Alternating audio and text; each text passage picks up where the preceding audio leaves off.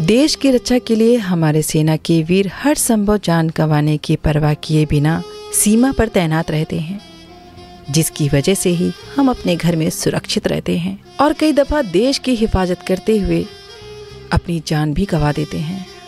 ऐसे ही तमाम वीरों की गाथा है जिनकी शूरवीरता को किसी भी शब्दों में बांधा नहीं जा सकता। रेडियो कनपुरी FM 90 वतन के नाम शहीदों को नमन करते हुए पहुंची शहीद कैप्टन आयुष यादव के घर और मुलाकात की उनके पिता से और जाना उनकी कहानी को। आयुष बहुत ही सीधा और बहुत अच्छा, बड़ा काइंड हार्टेड था। लोगों की मदद करने में बहुत इंटरेस्ट होता था। वो हमेशा गरीबों की मदद, मिलनसार, कहीं पर भी अगर उसको भेज दें, पहली बार भी जाने में संकोच नहीं करता था। उसको कह दो वहाँ चले जाओ, ऐसा हो गया तो वहाँ तुरंत चले जाता। जैसा कि आपने सुना, शहीद कैप्टन आयुष के पिता बताते हैं कि वो दिल के बहुत साफ इंसान थे। वो हमेशा गरीबों की मदद करते थे और किसी की भी बात का उल्लंघन नहीं करते थे। जब वो बहुत छोटा था, लगभग 2 साल का रहा होगा, तब उसकी दादी एक्सपायर हुई। तो ये हुआ कि सब लोग बाल कटवा रहे हैं, उससे कहा कि तुम भी बाल कटवा लो, अपने बाल दादी को दे दो। उसने 1 मिनट भी झिझक नहीं की, अपने मुंडन करा दिया तुरंत। जबकि हमारा बड़े भाई, छोटे भाई का बेटा जो बड़ा था, उसने कहा नहीं मैं नहीं कटाऊंगा, उसने नहीं कटाया था, रोता रहा। लेकिन इसको जो कह दो तुरंत समझ लेता था। तो तुरंत अपना मुंडन करा, कहा दादी को बाल दे दें तुमको।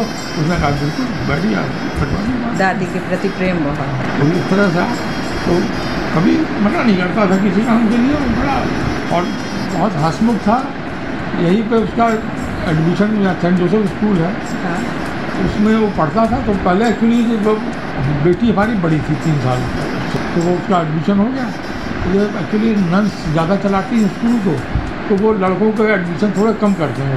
वो चीज़ें कंट्रोल नहीं होते, आगे जाके 10th में आगे बड़े हो जाते हैं तो इनसे कंट्रोल नहीं होते, तो लड़कों का एडमिशन वो कम करते हैं। इसका एडमिशन नहीं हुआ।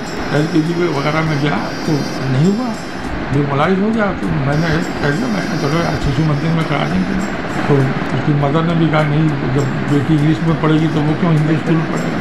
एक दिन मुझसे बोला, एक्चुअली मैं पुलिस में था, तो देखा करता था कि पिस्टल, रिवाल्वर सब ये हमेशा रहती थी हमारे पास। तो बोला पापा आप अपनी पिस्टल लेके एक दिन स्कूल चलिए और मैडम को धमका के एडमिशन कर दी, ये पढ़ना वही है। फिर मैंने गया यूनिफॉर्म में गया, कहा, कन्वेंस हो गया, उन्होंने ले लिया एडमिशन उसका। फिर वहाँ से LKG से लेकर 12th तक वहीं पढ़ा गया। और स्पोर्ट्स का तो इतना अच्छा खिलाड़ी था वो, ये सब मेडल उसके लगे हुए हैं। देखिए स्पोर्ट्स के यहाँ सब उसके मेडल। स्पोर्ट्स का बहुत प्रिय था, जो हर स्पोर्ट्स करता था। स्केटिंग में बहुत गजब का करता था। तो वो छोटा था, 4-5 क्लास में था, तो उसका सिलेक्शन कर दिया मेरिट जाने के लिए। तो मैंने मना कर दिया, मैंने कहा इतने छोटे बच्चों को मैं नहीं भेजूँगा अपने बिना बाहरी आदमी के साथ। तो फिर मैंने नहीं भेजा उसको, क्योंकि तो वहाँ कंपटीशन हो रहा था और यूपी का, उसके लिए सिलेक्ट था, मैंने नहीं जाने दिया उसको। आप सुन रहे हैं शहीद कैप्टन आयुष के पिता को। जैसा कि वो बता रहे हैं, शहीद कैप्टन आयुष को बचपन से ही आर्मी में जाने का बहुत मन था और उन्होंने अपनी तैयारी बचपन से ही जोरों शोरों से करना शुरू कर दिया था। हमारे परिवार का फैमिली बैकग्राउंड पूरा फौजियों का है। हमारे फादर रॉयल एयरफोर्स में, अंग्रेजों के समय में एयरफोर्स में, उन्होंने 2nd वर्ल्ड वार लड़ा था। तो वो जो कहानियाँ सुनाया करते थे 2nd वर्ल्ड वार वगैरह की, तो सब सुना करता था। तो उसको था भी जाना है। और भाईजा के उसके बड़े लोग, उसका बड़ा भाई मतलब भांजा, उसका मेरा भांजा, वो पहले चला गया ND में। फिर हमारी भतीजी भी चली गई उसमें शॉर्ट सर्विस कमीशन के थ्रू। तो वो था कि सब हो सकते हैं तो मैं क्यों नहीं जाऊँगा। तो उसको उसी से लगा था मुझे जाना है, और वो कोई एग्ज़ाम देना ही नहीं चाहता। उसने NDA के जब भी रिटर्न दिया, रिटर्न तो फेल ही नहीं हुआ कभी, तुरंत पास कर लेता, चाहे पढ़े चाहे मत पढ़े। बुद्धि का बहुत अच्छा था। उसका पायलट में सिलेक्शन हो गया, SSB से क्लियर हो गया उसका, देहरादून से। और मेरिट में वो आउट हो गया, क्योंकि सीटें कम होती हैं पायलट की, मेरिट से आउट हो गया। हम भी नहीं ज़्यादा जानते थे कि इसमें भी अप्रोच वगैरह लगाना पड़ती है। हमने कहा हो गया तो हो जाएगा। अच्छा, इसलिए उसके अलावा फिर दूसरा चॉइस नहीं थी। तो उसमें चॉइस दे दी होती तो उसका दूसरे में सिलेक्शन हो गया, तो उसका वो हो ही नहीं सिलेक्शन, मेरिट आउट हो गया। अब डिमोलाइज हो गया। मैंने कहा अभी अच्छा इससे एडमिशन नहीं लिया ग्रेजुएशन के लिए। 2012 में गया था ट्रेनिंग में और 2014 में पास आउट हुआ था वहाँ से। तो जब मेरिट से आउट हो गया तो उसने एडमिशन यहाँ लिया नहीं। यूनिवर्सिटी में BCA के लिए इंट्रेंस दे आया था केवल और डेट निकल के BCA की एडमिशन की। मैंने कहा ग्रेजुएशन तो कराना ही पड़ेगा आप, क्योंकि अब अगर आपको CDS में जाना है तो ग्रेजुएशन मस्ट है। ग्रेजुएशन कैसे हो? तो ये उसकी बहन दोनों गए यूनिवर्सिटी में। उन्होंने कहा कि उसका BCA में एडमिशन लेना था। तो उन्होंने कहा कि आपने इंट्रेंस दिया था? उन्होंने कहा दिया था। तो आपकी क्या रैंक थी? कहा हमने रैंक देखी नहीं, अगर एडमिशन तो बंद हो गया। तो फिर कोई अच्छा आदमी था प्रोफेसर कोई, उसने कहा अच्छा मैं देखता हूँ। उसने निकाल के देखा तो उसकी फर्स्ट रैंक थी, BCA के इंट्रेंस में फर्स्ट रैंक थी। उसने कहा भाई फर्स्ट रैंक और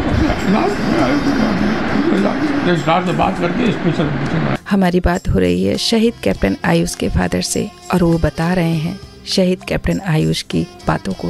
और बातें करते करते उनका गला भर आया, आंखें छलक गईं और उनको देखकर हमारी भी आंखें भर आईं, क्योंकि ये एक कहानी नहीं है, एक पिता का अपने बेटे के लिए दर्द है। उसने BCA कम्प्लीट किया वहाँ से, फिर उसको दिया CDS दिया, उसने कम्प्लीट होते ही दे के आया, कहता कि अब हो जाएगा। मैंने कहा हो जाए चाहे मत हो जाए, इससे मुझे मतलब नहीं, मुझे आगे एडमिशन लेना है BCA में। तो NIT से इसका जमशेदपुर में सिलेक्शन हो गया। तो कहता कि पापा पैसे बर्बाद करो। मैंने तुझसे मतलब क्या है, पैसा हम देंगे, तुझसे क्या लेना देना, एडमिशन ले जाके। तो हमने भेजा जमशेदपुर से, एडमिशन ले लिया। एक सेमेस्टर दिया था तो कॉल आ गया उसका, चला गया। वहाँ प्रोफेसर पर नाराज़ हुई कि तुमने NIT की एक सीट खराब कर दी। मैंने कहा बचने के सबको यार। हमने कहा जब तेरा सिलेक्शन नहीं हुआ NDA में, उसमें पायलट में होने के बाद मेरिट आउट हो गया तो रिस्क कौन लेगा भाई? आजकल तो कंपटीशन का ज़माना है, हम इतना रिस्क नहीं लेंगे तो कैसे चलेगा। हमने कहा 100% हो जाए, लेकिन जब तक हाथ में कॉल लेटर हो गया आप ज्वाइन ना कर लें तब तक मतलब क्या है। तो फिर तब चला गया वहाँ उसका हुआ अपना। इन्हीं सब बातों के बीच हमने कैप्टन आयुष के फादर से जानने की कोशिश की कि वो कैसा मंजर रहा होगा जिसकी वजह से कैप्टन आयुष शहीद कैप्टन आयुष हुए। ये सवाल हमारे लिए एक पिता से पूछना जितना मुश्किल था, उससे कहीं ज्यादा मुश्किल और दर्द भरा एक पिता के लिए था। तो मैं ये कुपवाड़ा में पंचगांव था, वहाँ पे एक ही यूनिट थी। तो ये ऊपर एक कंधार जगह वहाँ पे था, वहाँ पे -30-40 डिग्री टेम्परेचर रखा, वो वहाँ पे था। तो हम लोगों को अंदाज़ा नहीं था कि वो नीचे कब आ गया। तो एक्चुअली उसकी यूनिट का गुरदासपुर ट्रांसफ़र हो गया था, ट्रांसफ़र घबराकर शिफ्ट होनी थी। तो उनको अपने यूनिट में एडजुटेंट के लिए एक लड़का ट्रेन करना था। तो एडजुटेंट के लिए उसको ट्रेन करने के लिए नीचे बुला लिया उन्होंने। तो ये अपने बेस कैंप में था। और वो आत्मघाती हमला जो कहते हैं ना, वो फिदाइन हमला, तो वो फिदाइन टेररिस्ट थी। वो फेंस लगी हुई थी, वो फेंस काट के उसमें अंदर घुसा। ये अपना पेट्रोलिंग करके आके अपने रूम में बैठा। जैसे बैठा था तो वैसे ही फायरिंग होने लगी। संतरी ने देख लिया कि आदमी घुसे, फायरिंग होने लगी। तो उसने अपने वॉकी टॉकी से पूछा बिल्कुल कि ये फॉल्स फायरिंग हो रही है, क्योंकि वहाँ तो पुलिस आर्मी वाले करते रहते हैं फायरिंग, कि फॉल्स फायरिंग हो रही है, एक्चुअल फायरिंग हो रही है। तो उन्होंने कहा नहीं एक्चुअल फायरिंग हो रही है, टेररिस्ट आ गए हैं।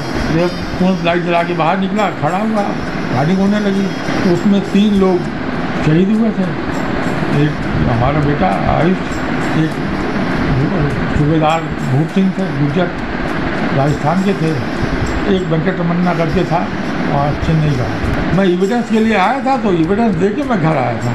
तो मैंने कहा कि एविडेंस दे दिए, घर रात में रुकेगा, अब दिन में निकल जाऊँगा।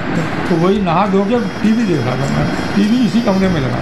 तो वही न्यूज़ आने लगी कि वहाँ पे ऐसा हुआ है, फिदाइन हमला हुआ है, उसमें एक आर्मी का मेजर मारा गया और एक सूबेदार और एक वो, और जब डेथ हो गए 8-10 आदमी को गोली लगी। और इंजर्ड भी बहुत हुए थे उसमें, 8-9 आदमी इंजर्ड हुए। तो मैंने अपने पत्नी से कहा, मैंने कहा कौन सा, बेटी मेरी बैंक में थी, यहीं महाराष्ट्र की पोस्टिंग थी उसकी। तो वो तैयार होकर निकल गई बैंक। मैं बैठा था, मैंने कहा तो वाइफ ने कहा कि खाना ना खा के जाओ, रास्ते में फिर खा के निकलो तो सब जगह पूछ होती है, नहीं तो फिर कहीं नहीं कुछ होता, तो खा के जाओ। तो मैं वही बैठ रहा था, तो न्यूज़ आने लगी। तो मैंने पत्नी से कहा, मैंने कहा यार आर्टिलरी का लड़का है, कोई शहीद हुआ है, आयुष से थोड़ा सीनियर होगा क्योंकि वो मेजर है, मुझे कैप्टन है। यही बातचीत चल रही थी। तब तक एक लड़का आया, उसने नॉक किया डोर हमारा। मैंने पूछा, बोलो, कहता अंकल मैं आयुष का दोस्त हूँ। उसको मालूम हो गया था कि आयुष खत्म हो गया, उसका भाई भी आर्मी में था, ये हम जानते नहीं थे उसको। तो उसने कहा कि आयुष का मैं दोस्त हूँ, मुझे आयुष का नंबर चाहिए। मैंने कहा आयुष के 2 दोस्त घर आते जाते थे, मैं सबको जानता हूँ, तुम तो कभी नहीं आए घर में। कहते नहीं मैं स्कूल में जब था वो एक्चुअली पता करने आए थे, कुछ जानकारी नहीं है कि नहीं है कि नहीं। वो आयुष का फ़ोन नंबर लेके चला गया। थोड़ा लगा, मैंने कहा वो आदमी कभी नहीं आया, वो आयुष को पूछने आ गया अभी इस समय। फिर इस समय मेरे भांजे का फ़ोन आ गया, जो उस समय मेजर था। टाइम क्या था वो? रात सुबह की बात थी, बिल्कुल वही 9 बजे के आसपास की। हाँ, तो जब रूपल निकल गई थी, महाराजपुर जाना था, वो अपना टैक्सी टेम्पो वेम्पो करके जाती तो महाराजपुर दूर भी था, तो वो निकल गई थी। मैं वो कर रहा था, वही भांजे का फ़ोन आया, उसके एक बेटा हुआ था 4-5 दिन पहले, तो मैंने उसको मुबारकबाद दे दी, तो वो मुझे बता ही नहीं पाया, तो फ़ोन काट दिया। मामा जी मुझे लगा है कोई बात है। मैंने कहा जब भांजा कभी फ़ोन नहीं करता, इसका फ़ोन कैसे आ गया?